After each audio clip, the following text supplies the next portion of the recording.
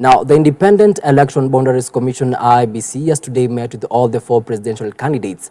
In the forthcoming August polls was to deliberate on the state of election preparedness by the commission.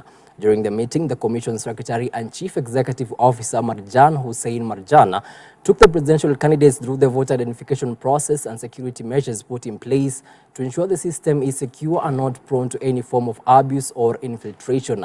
DP Ruto, however, differed with his Azimio la Umoja One Kenya competitor Raila Odinga over the use of electronic voter identifications and not manual voter identification, which Odinga is rooting for. Dickens Luvanda begins our bulletin with the following report. Presidential candidates William Ruto of the United Democratic Alliance and Raila Odinga of the Azimio la Umoja One Kenya have differed on the use of a manual register to identify voters during the August polls. The two, accompanied by a team of their representatives, appeared before the IEBC team of commissioners led by Chairman Wafula Chebukati following an invite, where Ruto maintained that the IEBC should maintain the electronic register as the commissioner suggested, contrary to Odinga, who wants a manual voter register as a secondary tool of voter identification in the event that the electronic system fails. Nobody is saying that you use printed registers. We are saying that system should be in place. The law requires you to have that system in place so that if anything should fail, it should be there. What is concerning is not that the insistence is that you don't use technology. I said, yes, use technology, use all the systems that have been described, but the law requires you to have that system in place. Whether it is going to be used or not. We support your commitment to the electronic register. We are trying to move our parties to also have nominations like our competitors using an electronic register.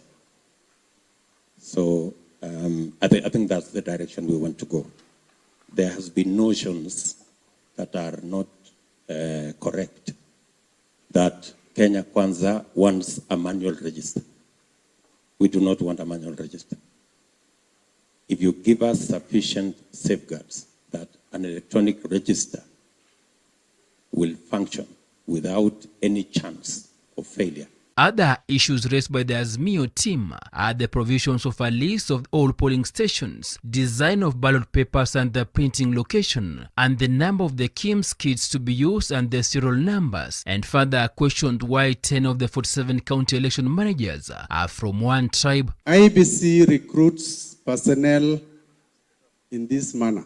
DRO, the Deputy Returning Officer, the Returning Officer are both recruited, and their ID must read they come from born and brought up in or born in that constituency.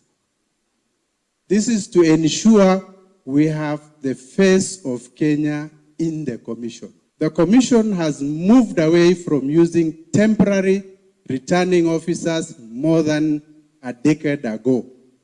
For anyone to insinuate we have just recruited our ROS based on skewed tribal affiliation is misleading and wrong. While Ruto's team and that of the Agano presidential candidate David Mwaure and the Roots Party presidential candidate Professor George Wajackoyah also raised their concerns with the IEBC, the commission said it will respond to all the technical issues raised by the presidential candidates. In the next week, the IEBC boss further called on all the presidential candidates to uphold decorum during campaigns, saying they are competitors, not enemies. We apologize for leaving before the end.